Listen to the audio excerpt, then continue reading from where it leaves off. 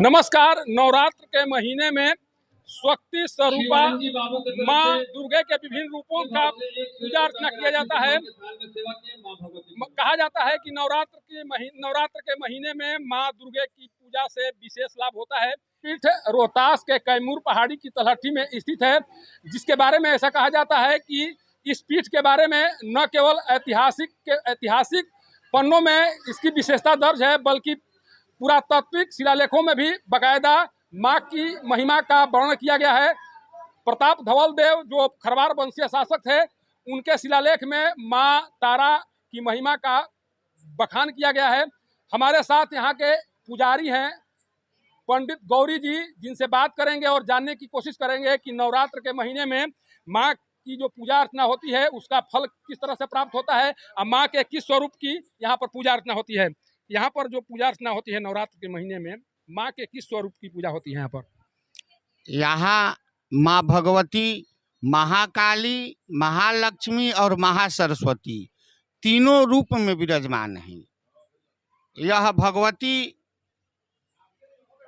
तीनों गुण से परिपूर्ण है और महाकाली, महालक्ष्मी तथा महासरस्वती सत, रज और तम तीनों गुण के समावेश करके यहाँ पर साधक आकर शक्ति अर्जन करते हैं और अपना मन्नत मांगते हैं। वह जगदम्बा मन्नत पूर्ण करती है।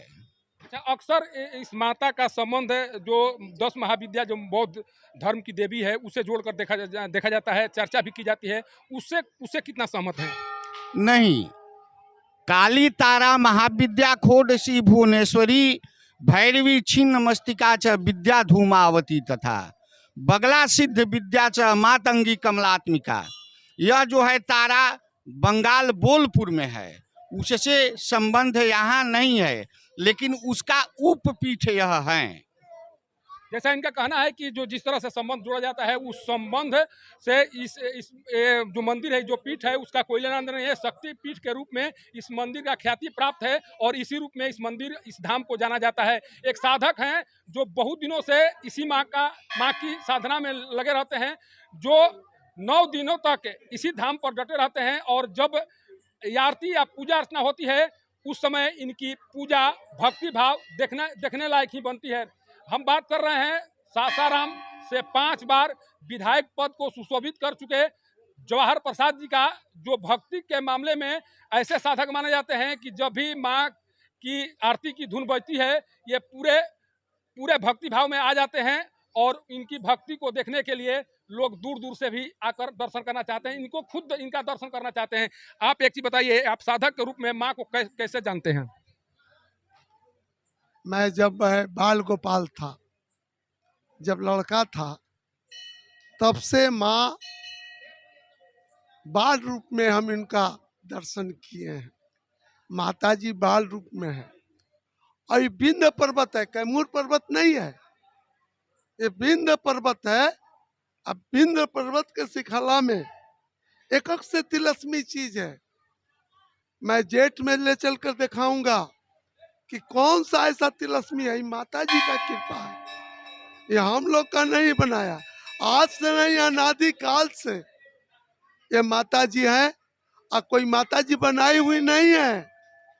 ये अनुपम भीतर से निकली हुई है माता जी, तो ये आज से नहीं है, अनादि काल से है माता जी। कोई ऐसा कृपा, कोई ऐसे भक्तों पर कृपा की गई है माँ के द्वारा जो आपको दिखाई पड़ा है या जो लगता है कि माँ के कृपा से उनका कल्याण हुआ है? कुछ ऐसी चर्चा अगर करना चाहें तो बता सकते हैं। बात ऐसा है, माँ का तो ऐसा कृपा है कि यहाँ पर मांस मछली या मदिरा चढ़ता था, लेकिन किसी का हिम्मत नहीं था कि मांस मछली मदिरा को बंद करा दे। एक तो मतवा जी ऐसी शक्ति थी, एक शंभू बाबा ऐसे व्यक्ति थे, माता जी का कृपा था। ऐसे यहाँ पे एक से भूप राइफल रख के मांस मछरा, इसी में बीड़ी पीना, इसी में सिगरेट पीना, यही माता जी का कृपा है कि आज बंद हो गया। माँ मसूरी मिश्रा अब माँ गुफा में रहती थी, आज माँ का विकास इतना विशाल हो गया, तो ये माता जी का कृपा है। तब ना लोग आते हैं लाखों लाख यहाँ दर्शन करने के लिए। अगर उनका कृपा नहीं होता तो कौन यहाँ आता। जिस मां तारा चंडी धाम के विकास के बारे में पूर्व विधायक जवाहर जी कह रहे हैं, उस धाम के विकास में मां तारा चंडी कमेटी का अहम योगदान रहा है। 1980 में कमेटी बनने के बाद जिस तरह से इस धाम का विकास किया गया वह देखने लायक है। आप देख सकते हैं कि दूर दराज से जो भी फर्श से लेकर अर्श तक विकास हुआ है इस कमेटी के द्वारा किया गया है। उसी कमेटी के पद को महामंत्री के तौर पर सुशोभित कर रहे हैं महेंद्र प्रसाद साहू जी, वो भी हमारे साथ मौजूद हैं। उनसे भी बात करेंगे और जानने की कोशिश करेंगे कि इस कमेटी के माध्यम से किस तरह का विकास कार्य चल रहा है और किस तरह की योजना है विकास की। आप एक चीज बताइए, आप महामंत्री हैं कमेटी के द्वारा बहुत हद तक विकास किया गया और विकास की किस तरह की योजनाएं बनाई जा रही है आप लोगों के द्वारा? देखिए, हम लोग का विकास का योजना तो बहुत सा है। जैसे जैसे कमेटी का निर्णय होता है उस पर हम लोग अमल करते हैं और काम करते हैं। जैसे बहुत दिनों से हम लोगों का सोच था कि काफ़ी भीड़ बढ़ने लगा, 2 दरवाज़ा है, 1 दरवाज़ा और बन जाए तो आम पब्लिक को बहुत परेशानी से कष्ट ले दूर किया जाए। तो उसको भी हम लोग लॉकडाउन में ही बनवा दिए। काम बंद नहीं हुआ, लॉकडाउन में ही बनवा दिए।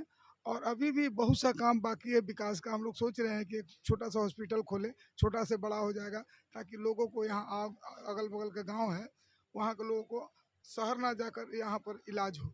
ऐसा हम लोग का सोच है। हम लोग सोच रहे हैं कि स्कूल भी खोलें बच्चों को पढ़ाई के लिए। कमेटी अगर रहेगा तो कुछ ना कुछ तो होते ही रहेगा।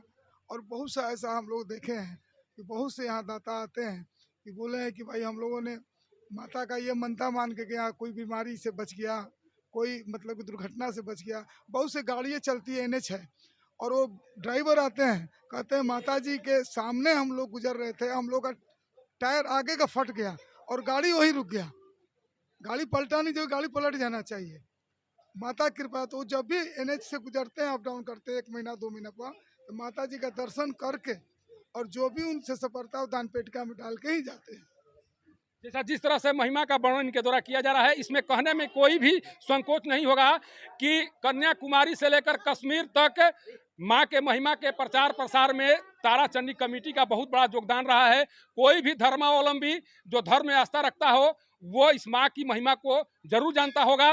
एक और पुजारी हैं जिनसे उनसे भी जानने की कोशिश करते हैं कि माँ की महिमा के बारे में ये क्या जानते हैं और महिमा को भक्तों तक पहुंचाने के लिए ये क्या कुछ किया जा रहा है। जो पुजारी हैं उनके द्वारा एक चीज बताइए, माँ के अनेकों स्वरूप हैं, उन स्वरूपों का नवरात्र में पूजा होता है।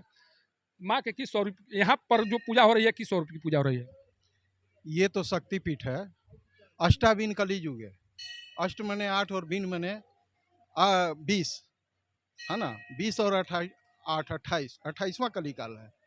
28 सतयुग, 28 त्रेता, 28 द्वापर, ये बीत चुका है। तो ये कहानी रिपीट होते रहती है ना। सतयुग में सती का जन्म हुआ। सती अपने पिता के अग्निकुंड में भस्म हुई। उन्हीं के नेत्र के माध्यम से इस देवी का उत्पत्ति हुई। और ये उस तारा से लोग जानना चाहते हैं जहां हिंसा क्रोध होता है, यानी बलि पूजा और शराब चढ़ाई जाती है। लेकिन वो तारा ये नहीं है, ये दुर्गा स्वरूपा है। इनका स्वरूप दुर्गा का है और ये उसी में वर्णित है। और जहां तक बात है इस सहस्राम की, तो सतयुग में इसका नाम जो था सहस्मती था। इसका नाम सहस्मती था। जो सहस्रबाहु राजा था है ना, वो इनकी आराधना करता था। ये देखिए, ये पुजारी हैं जो कह रहे थे कि इस धाम का संबंध शक्तिपीठ से है और शक्तिपीठ के रूप में ही यहाँ पूजा अर्चना होती है। जिस बौद्ध धर्म की माया तारा की बात की जाती है उस धर्म से, उस संप्रदाय से यहाँ इस मंदिर या इस धाम का कोई संबंध नहीं है। देखिए, जो भी हो, रोहतास का जो पहचान है इस तारा चंडी धाम से जुड़ा हुआ है। जब भी कोई नाम लेता है तो तारा चंडी धाम, जैसे ही रोहतास की बात आती है लोग फक्र से कहते हैं कि तारा चंडी धाम रोहतास में ही स्थित है। और इस फक्र को आगे बढ़ाने में यहाँ के पुजारी, यहाँ की कमेटी और यहाँ के सदस्य के द्वारा जो योगदान दिया गया, उस योगदान के माध्यम से ही आज सभी लोग इस तारा चंडी धाम को गौरव से नाम लेते हैं और ये नाम कीर्ति के रूप में हमेशा अमर रहेगा। सासाराम के तारा चंडी धाम से पब्लिक न्यूज के लिए सत्येंद्र चौबे की रिपोर्ट।